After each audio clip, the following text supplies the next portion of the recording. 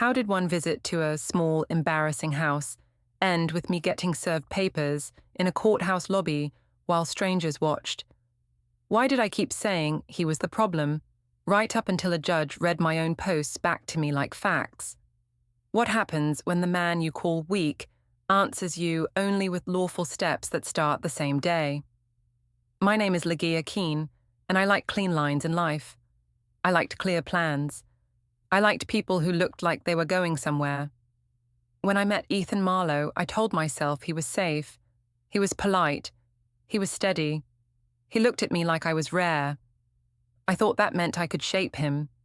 That weekend, he said it was time for me to meet his parents. He asked if I was nervous. I said I was excited.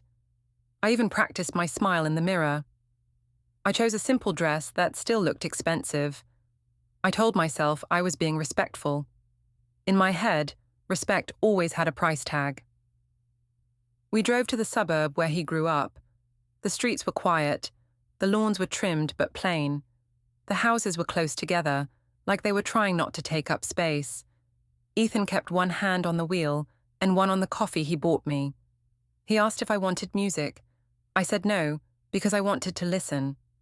I wanted to hear if his voice changed near his old life.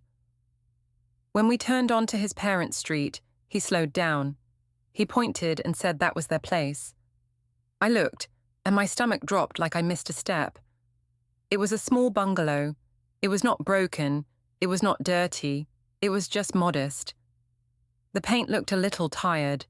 The porch steps were narrow. There was a small garden with cheap flowers.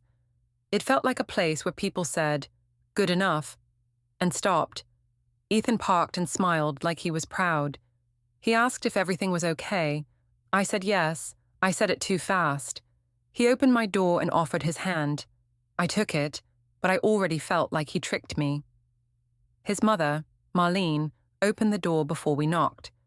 She was short and warm, with a soft face. She smiled hard, like she was trying to make a good first day. She hugged Ethan and then looked at me as if she was hopeful. She said she was happy to meet me. I said it was nice to meet her too. His father, Harold, came from the kitchen wiping his hands. He shook my hand and said welcome. I looked at his shirt and noticed small oil marks that did not fully wash out. I told myself I was not judging. That was the first lie I told that day. Inside, the living room was tidy but small. A couch sat close to a TV. There were framed family photos on the wall, but the frames were mismatched. A quilt was folded on the armrest like it had a job. The air smelled like lemon cleaner and something fried. It smelled like effort. Marlene asked if we wanted tea or soda. I said tea. She walked into the kitchen and talked about the weather. Ethan tried to make jokes about his childhood. He asked me if I remembered the story about his first bike. I said yes, even though I did not. I watched him talk like he wanted me to love this place. I could not. The kitchen table was small too. It had scratches. There was a bowl of fruit that looked too perfect, like it was placed for a photo. Harold pulled out a chair for me. I sat and crossed my legs carefully so my dress would not wrinkle. I felt like I was doing charity by sitting there. Marlene brought tea in cups with faded flowers. She asked about my job. I said I worked in client success and I managed big accounts. I made it sound bigger than it was. She nodded like it was impressive. Harold asked if I liked the city. I said yes, because the city had places that matched my taste. Ethan asked his mother about her garden. She talked about tomatoes and cheap soil. She laughed and said it was simple, but it worked. I smiled, but inside I heard the word simple like an insult. Then Marlene said she kept Ethan's old room mostly the same. She asked if I wanted to see it. Ethan looked nervous, like a kid. He asked if I wanted to. I said sure. I followed them down a short hallway that was too narrow. The carpet was clean but old. I could feel the past under my shoes. His old room had a twin bed and a desk. The posters were taken down, but the tape mark stayed. There was a shelf of worn books and a box of cables. Marlene said Ethan always fixed things, even as a boy. She said he was careful with money and never wasted. She sounded proud. I nodded and said that was nice, but I thought, careful with money is code for cheap. Never wasted is code for never spoiled anyone. In my world, love looked like upgrades. Ethan asked if I liked the room. I said it was cute. I used the word cute on purpose. Cute makes things small. Cute puts a box around a life. Before we dive deeper into this story, I have one small request. Please subscribe, drop a like, comment, and hit that hype button to boost this channel so more people can discover these incredible stories. Back in the living room, Marlene brought out a plate of food. She said she made it special. Ethan asked me to try it.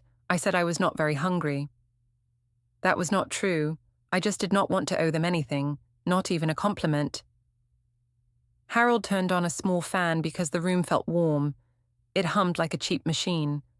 Ethan asked if I was okay. I said I was fine and I squeezed his hand. I squeezed like a signal, not like love. At one point, Marlene asked about my family. I said my mother cared about presentation, and I laughed like it was a cute thing too. Ethan looked at me and then looked away.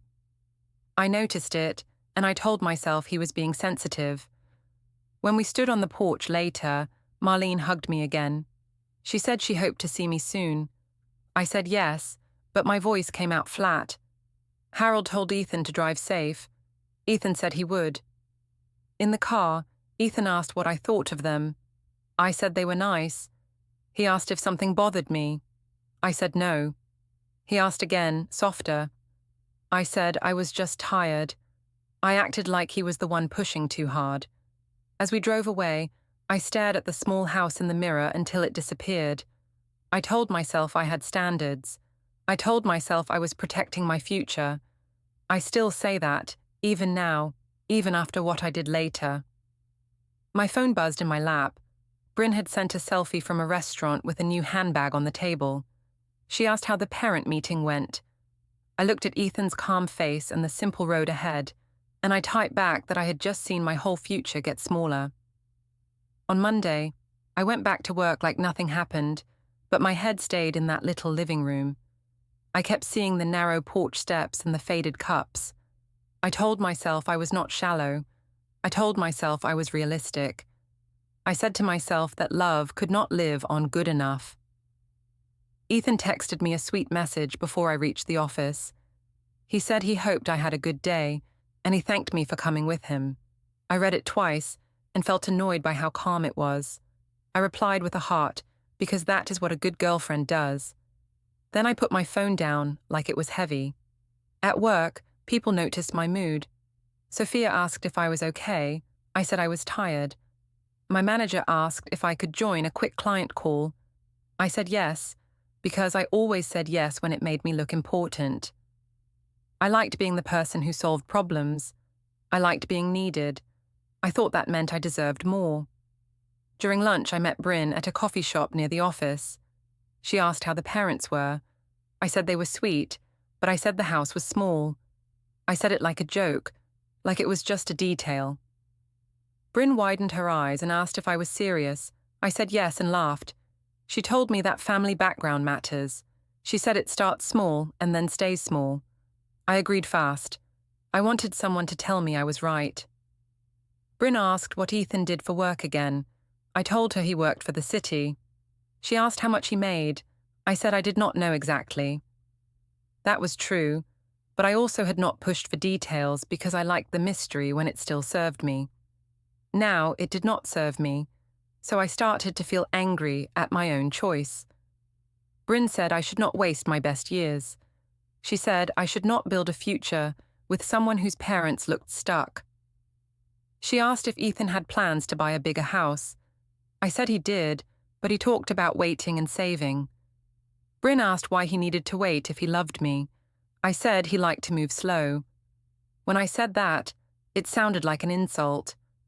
I liked how it sounded because it made him the problem. I told Bryn that Ethan was kind, but he had no drive. That was not fair. Ethan had drive, just not the type that showed off. He was stable. He paid bills on time. He fixed things instead of replacing them. He thought that was strength. I thought it was a warning sign. After coffee, I went back to the office and tried to focus, but I kept comparing everything. I looked at my co-workers' shoes, their watches, the way they talked about vacations. I wanted to belong with the people who never worried about money. I wanted a life that looked easy on camera, even if no one was filming. That afternoon, Gavin Pierce stopped by our floor. He did not work at our company, but he came sometimes because he knew someone in sales. He always looked put together. His hair was neat. His shirt fit like it was made for him. He smiled like he had time. He came to my desk and asked how my week was going. I asked why he was here. He said he had a meeting downstairs. He looked at my screen and asked if I was drowning in emails. I said I was always busy. He said he liked that about me. He said I seemed like someone who moved forward. I felt my chest warm in a small, embarrassing way. Ethan also said kind things, but Ethan's words felt safe. Gavin's words felt like a spotlight. Gavin asked if I wanted to grab a quick coffee later in the week. He said it could be useful, since he worked in real estate and he heard things. He said he could show me what was possible in the market. I told myself it was professional. I told myself it was smart.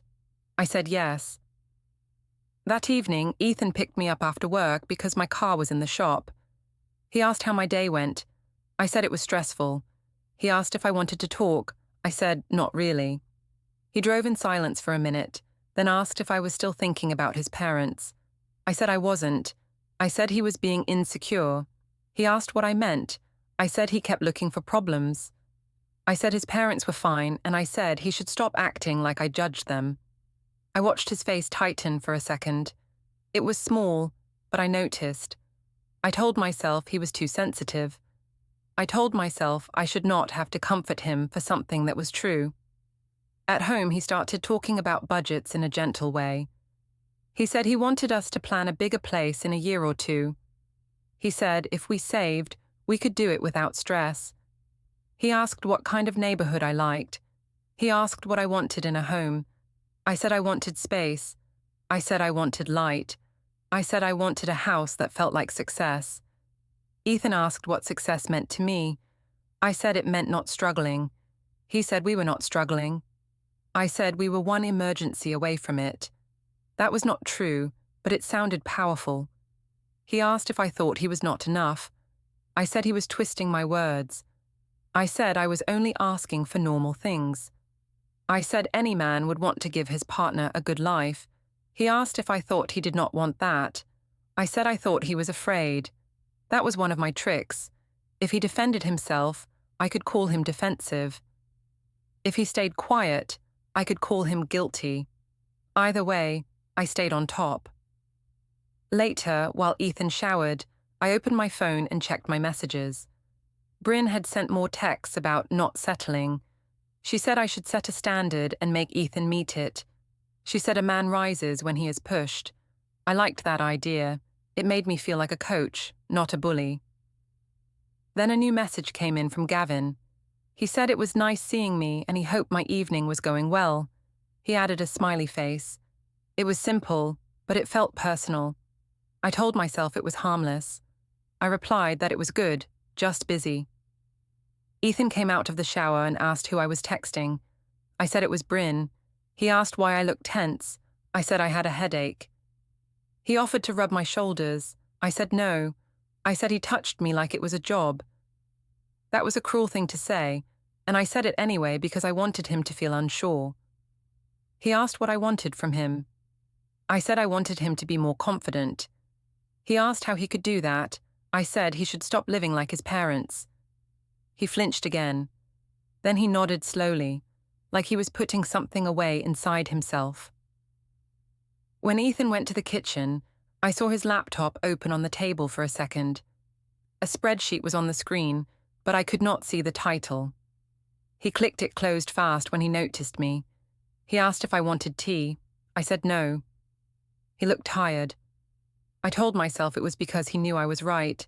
I did not let myself think it might be because I was turning his life into a test. Friday came fast, and Bryn said we all needed a real night out. She said the week was heavy and we should dress up and forget our problems. I said yes right away, because I liked nights where people watched me walk in. I liked being seen. I also liked using crowds as proof that I was right. Ethan did not want to go. He said he was tired and he had an early morning. I told him it was important to me. He asked why it mattered so much. I said, because couples should show up for each other. That sounded fair. It was not fully fair, because I wanted him there for another reason. I wanted my friends to see him next to me. I wanted the comparison to be public. On the way to the rooftop bar, Ethan asked if Bryn was still upset with him. I said she was not upset, she was just honest. He asked what that meant. I said she could see potential, and she wanted us to grow. Ethan said he was already trying. I said trying was not the same as doing. He went quiet, and I took that quiet as a win. The bar was on top of a tall building downtown. There were heaters, loud music, and soft lights that made everyone look smoother than real life. People stood close and laughed too loud. Bryn hugged me and said I looked perfect. She looked at Ethan and said she was glad he came. Ethan nodded and smiled, but his smile looked careful. Gavin was there too. I did not expect him, but I also did not hate it. He walked over and said he knew someone from Bryn's circle. He asked how I was. I said I was good. He told Ethan he had heard a lot about him. Ethan said nice to meet you. Gavin's tone sounded friendly, but it also sounded like he was testing the room. Bryn pulled me toward the bar and asked what I wanted. I said something simple. She leaned in and asked if I was still thinking about Ethan's background. I said I was not thinking about it, but my face probably said yes. Bryn laughed and said she could never live in a tiny place again. She said she worked too hard for that. I nodded like I had earned the same right. Ethan stood a step behind me, like he was not sure where to put his hands. He asked if I wanted water too. I said no. He asked if I needed anything. I said I was fine. I did not thank him. If I thanked him, it would mean he was doing something right. When we sat at a high table, Bryn started telling a story about a cute old house tour she saw online. She said the house was small, but people pretended it was charming. She asked Ethan if he grew up in a place like that. Ethan asked what she meant. She said she meant modest. Ethan said his parents lived in a simple house. He said it was clean and it was home. Bryn smiled and said home is important. Then she asked if he ever felt limited. Ethan said he learned to work with what he had. He said it taught him discipline. I laughed at that word, discipline, like it was funny. Ethan looked at me and asked what was funny. I said it was just the way he said it. I said he sounded like an old man.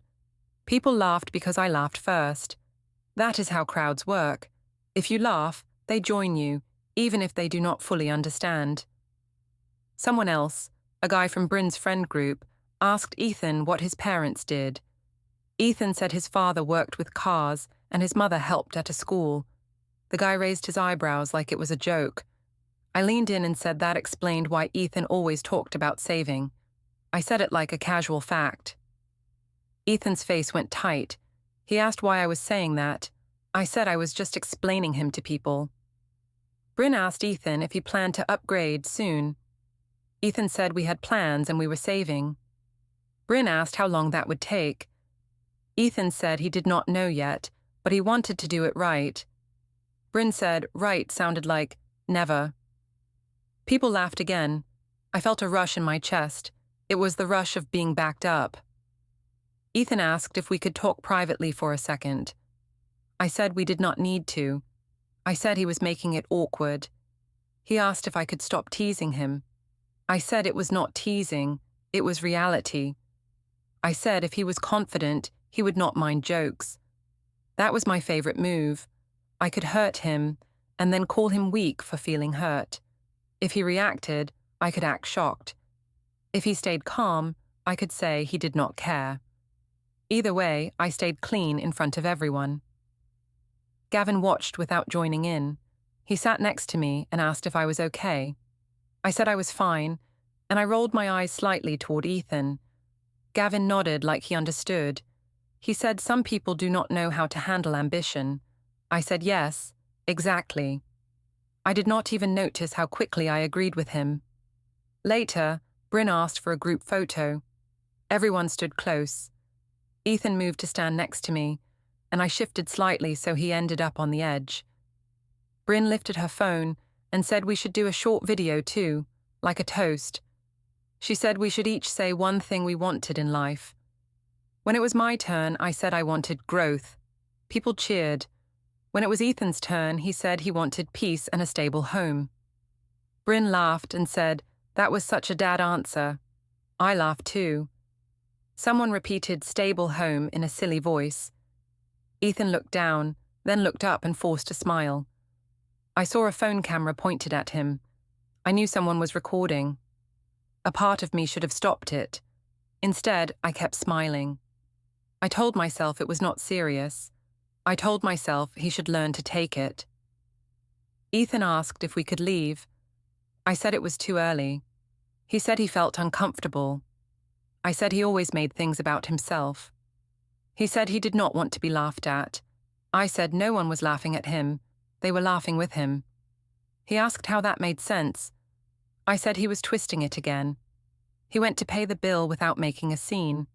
He told me he would wait near the elevator. I said fine. I told Bryn he was being dramatic. She said he needed to toughen up. People nodded like they were experts on my relationship. When I reached the elevator area, Ethan was standing with his hands in his pockets. He asked if I was coming. I said I would in a minute. He asked if I was planning to stay. I said I was just saying bye. He asked why I needed to stay when he was ready to go. I said because I did not want to look controlled. On the ride down, he said my friends were rude. I said he was too sensitive. He said I laughed at him. I said I laughed because it was funny. He asked if I even liked him. I said of course I did, and I said he was acting crazy for asking. When we got home, I went to the bathroom and opened my phone. Bryn had already sent me the video. She said it was iconic. I watched Ethan's face in the clip, the tight smile, the small pause before he spoke.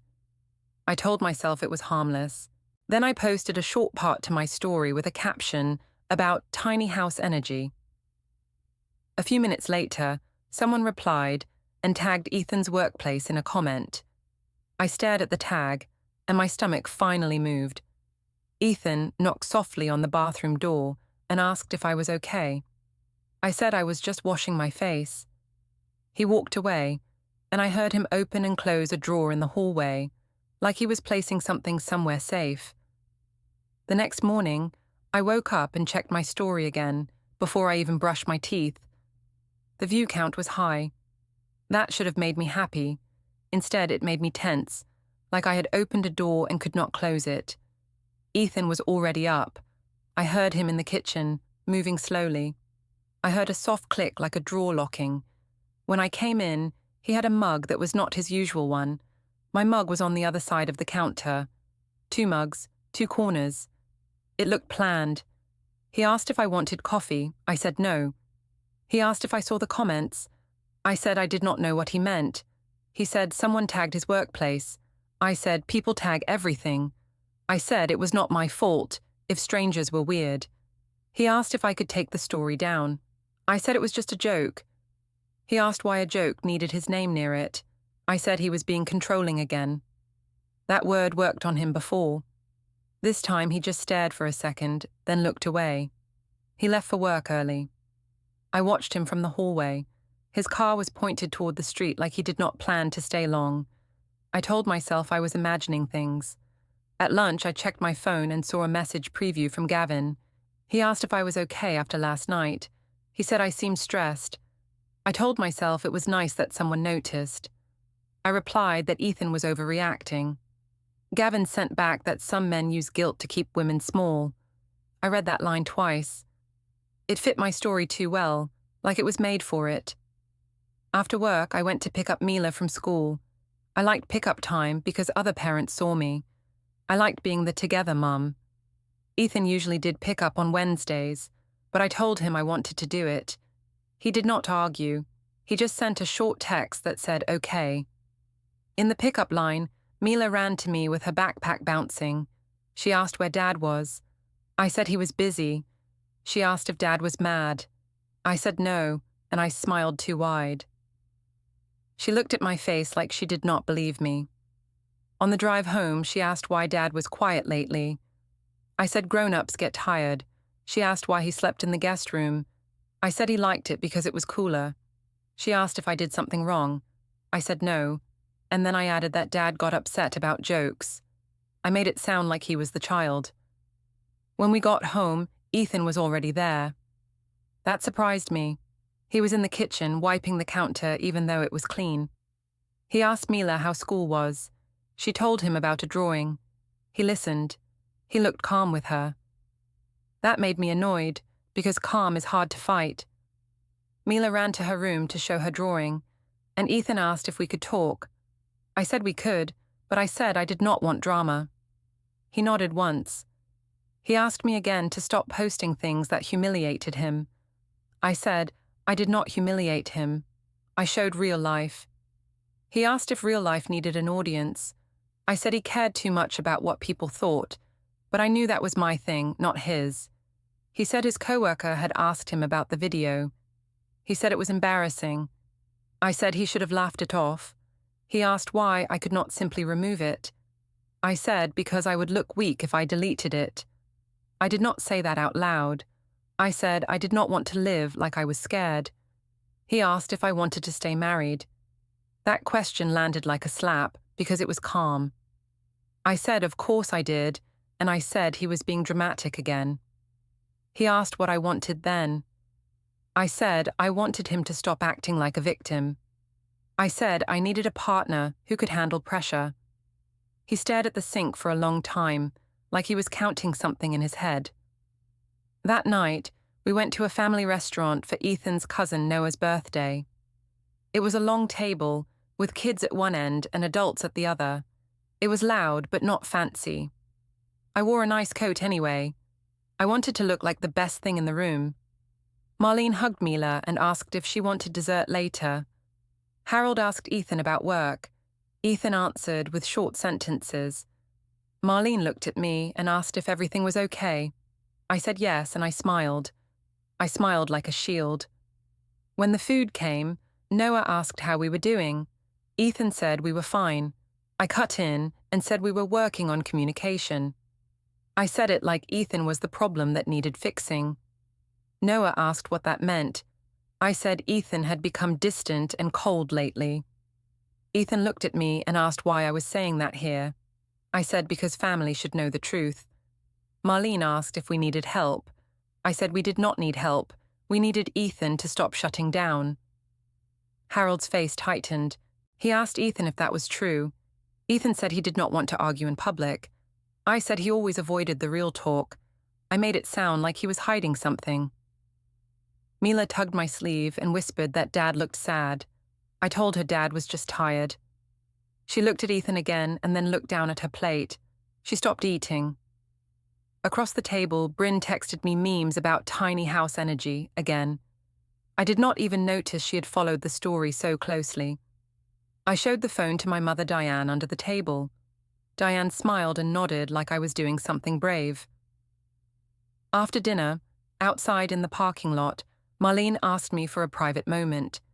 Ethan stood a few steps away with Mila, letting Marlene try. Marlene said she cared about our family. She said Ethan had been quiet and she worried. She asked if I could be gentle. I said I was gentle. I said I was the only one trying. I said Ethan's silence was emotional punishment. Marlene looked shocked. She asked if I heard myself. I said she was just defensive because it was her son. Ethan walked over and asked if we were ready to go. Marlene asked Ethan if he was okay. Ethan said he was fine, and he thanked her for dinner. His voice was flat, like he was reading a line he practiced. On the way home, Mila fell asleep in the back seat. Ethan drove with both hands on the wheel. I watched the streetlights move across his face. I wanted to pick a fight, but his silence did not give me a place to hit. I asked why he was acting like a stranger. He said he was trying to keep things calm for Mila. I said I was calm too. He did not answer.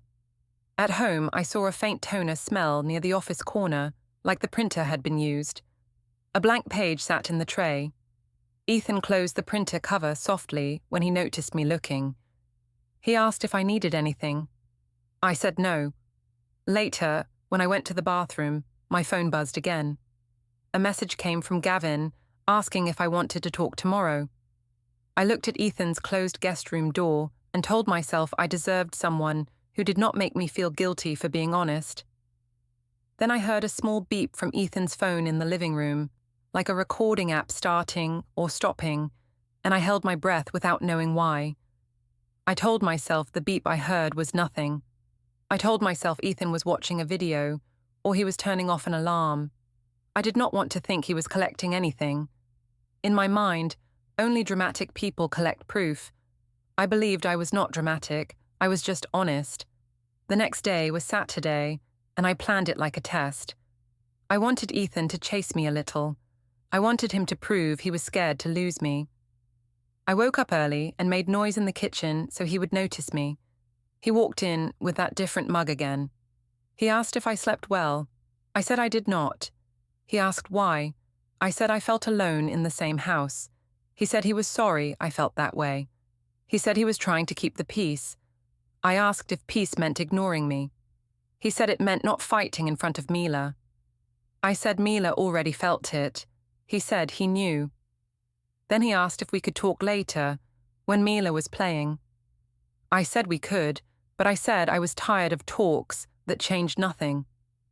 After breakfast, Ethan took Mila to the park. He asked if I wanted to come. I said I had errands.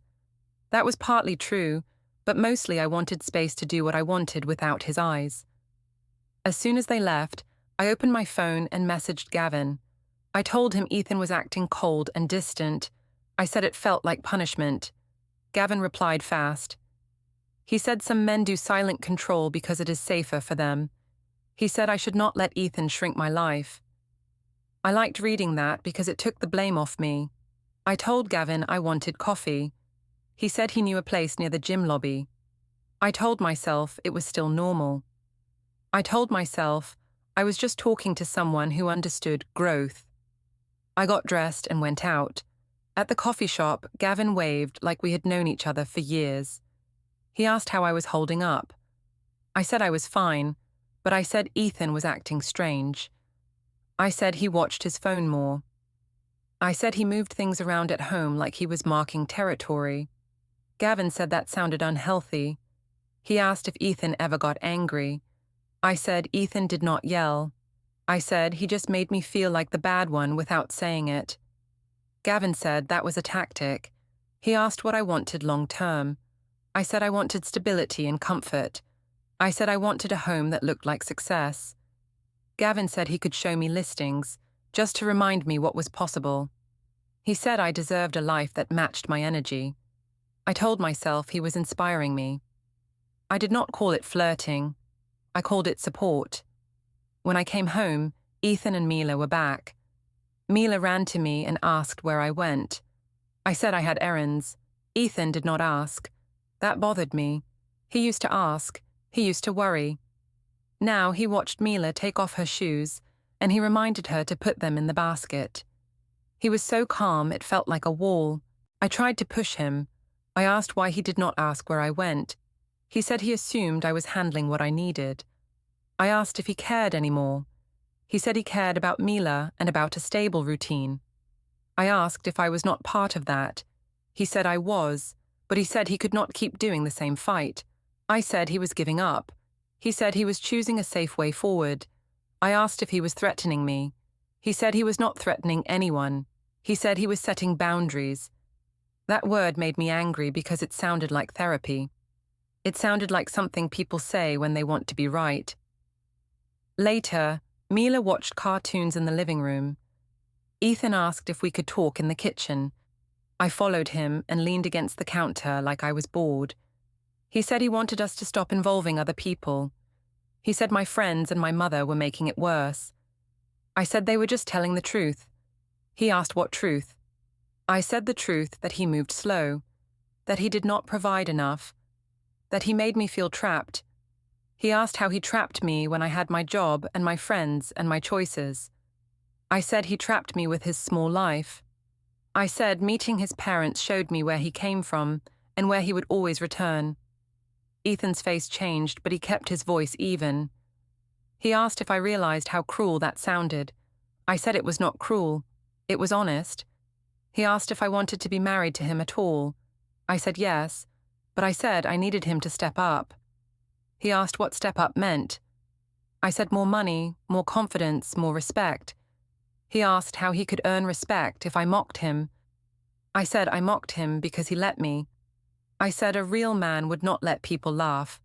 Even as I said it, part of me knew how wrong it was. I ignored that part. Ethan looked down at the table and nodded slowly. He said he did not want Mila to grow up in a house where one parent shamed the other. I said I did not shame him, I pushed him. He asked if I heard the difference. I said he was making himself a victim again.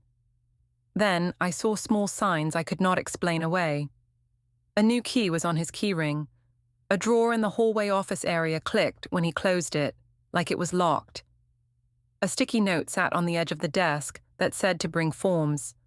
When I reached for it, Ethan moved it into the drawer without looking at me. His phone buzzed, and the screen showed a thread named follow-up. He turned it face down. I tried to laugh. I asked if he was planning some surprise. He said no. He said he was organizing his life. I said that sounded dramatic. He said he was allowed to organize. I said he was acting like I was dangerous. He said he did not say that. That evening, Diane called me. She asked if Ethan was behaving. I said he was cold. Diane said, cold men get worse, and she told me not to back down. She said if I apologized, I would lose power. I agreed because I wanted to believe marriage was a game and I could win. After the call, I went into the guest room doorway. Ethan was making the bed with tight corners. He had his own laundry basket there now. I asked if he was moving out. He said no. He said he was creating space. I asked if he was trying to scare me. He said he was trying to keep things clean. I told him I would not be treated like a problem in my own house. He asked what I wanted then. I said I wanted him to stop acting like a robot. I said I wanted him to fight for me. He looked at me for a long moment. Then he said he was done fighting in circles. I pushed harder because I did not know any other way. I asked if he thought he was better than me. He said no. I asked if he was telling people I cheated. He said he was not discussing private matters with strangers. The word private landed heavy, like it had a second meaning. He picked up his phone and set an alarm. I saw the label for a second. It said paper drop. He noticed my eyes and turned the screen away. I asked what that meant. He said it was a reminder. I asked for what. He said for something he needed to do. My heart started beating faster, but I refused to show fear. I said he was trying to control me with mystery. He said he was not controlling me. He said he could only control his own actions. I asked what actions. He looked at me with a calm face that made my stomach twist. He said he would handle things properly. Then his phone buzzed from an unknown number, and he walked past me like I was just furniture in the hall. I did not sleep much after Ethan said he would handle it properly. In the morning, he acted normal in front of Mila. He made her cereal. He tied her shoes. He reminded her to take her library book. He did not look at me the way he used to, not angry and not soft. He looked through me like I was weather. When he said we needed to go downtown, I asked why. He said there was an appointment we both had to attend. I asked if it was a meeting. He said it was a required step. I asked who required it. He said the process did. In the car, I tried to fill the air with talking. I asked if he was doing this to punish me. He said he was doing it to protect Mila and to protect himself. I said he was being dramatic. He said he was being careful. I asked if he was recording me. He said he was not interested in traps. He said he was interested in facts. We parked near the courthouse, and the building looked too official to be a bluff. People walked in and out with folders. A security guard told us where to line up. I hated that I was just another person in a line. I wanted to be special. I wanted the rules to bend for me. Bryn was there, which made me feel brave for a moment. She whispered that Ethan was trying to scare me. I nodded like I agreed, but my hands were shaking. My mother Diane arrived late, breathless, and asked what was happening. I said Ethan was making a show. Ethan did not answer. He kept his eyes on Mila and held her small backpack strap so it would not slip. At the metal detector, the guard asked us to empty our pockets. I did it fast. Ethan did it slower, like he had practiced being calm. A woman near us looked at our faces and then looked away. I could tell she had already decided this was not a happy family trip. In the lobby, Ethan sat on a bench and opened his phone. I leaned in to see, and he angled the screen away. I said he was hiding things again. He said he was following advice. I asked whose advice. He said proper advice. He did not say a name. He did not wave any letter at me. That made it worse, because I could not fight a paper I could not see. A man in simple clothes walked up and asked if I was Ligeia Keane Marlow. I said yes. He said he had legal documents for me. I laughed once, like it was a mistake. Then he asked again, calm, and held out an envelope. I looked at Ethan, waiting for him to say it was a joke. He did not. He looked at Mila and asked her if she wanted to count the floor tiles with him. Mila nodded and started counting like it was a game.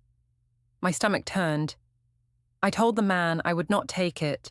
He said I did not need to accept it for it to count. He said he would note that I was served. People nearby heard him. Bryn's face changed. Diane started to talk louder, and a guard told her to keep her voice down. I took the envelope because I did not want the man to say my name again. I opened it with my nails and saw my own name printed in a way that looked final. I saw words like petition and temporary orders and schedule. I told myself it was just pressure. I told myself Ethan would cool down. Ethan stood up and spoke for the first time in the lobby. He asked if I would please keep my voice low because Mila was right there. I said he was using Mila as a shield. He said he was using Mila as a reason. A clerk called our case for a short hearing. I expected a big room with drama. It was a plain room with a judge who looked tired. The judge asked us to stand. Ethan stood straight. I stood with my chin high, like pride could protect me. The judge asked if we had a child together. Ethan said yes. I said yes. The judge asked if there had been public posts about the other parent. Ethan said yes, and he said he had records. I tried to explain that it was humor. I said it was friends being silly. I said Ethan was sensitive. The judge asked if I made the posts. I said yes, but I said they were not meant to harm. The judge asked about the affair.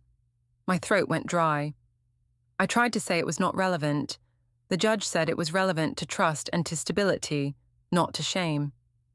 Ethan did not describe anything graphic. He only said there was proof of messages, meetings, and lies. He said he was not there to yell. He said he was there to set structure. The judge looked at a small stack of printed screenshots and asked if I recognized them. I recognized my own words right away. I saw the caption about tiny house energy. I saw my message to Bryn about not settling. I saw a timestamp that matched the day I told Ethan I was working late. I tried to say Ethan was cold first. I said he stopped initiating kindness. I said he made me feel small. The judge asked if any of that gave me a right to mock him publicly. I did not have a clean answer. Then the judge spoke slowly, like reading rules to a class. The judge granted temporary orders. The judge said Mila would follow a set parenting schedule starting now, with clear pickup times and exchange points. The judge ordered both of us not to post about the other parent online, not even as jokes, and not to involve friends in shaming. The judge set temporary rules for bills and accounts, so money would cover the household and the child first. The judge told me to communicate with Ethan only about Mila and logistics for now. I opened my mouth to argue, but the judge said the orders were temporary and based on the evidence shown today. The judge said if I wanted changes, I needed to follow the process and bring facts. In the hallway after, the clerk handed me stamped papers. Ethan thanked the clerk and asked where to confirm the first exchange time. Bryn stared at the stamp like it burned. My mother went quiet. Mila asked Ethan if they could get lunch now, and Ethan said yes. I looked down at the temporary orders in my hands, and I finally understood that my jokes had turned into proof.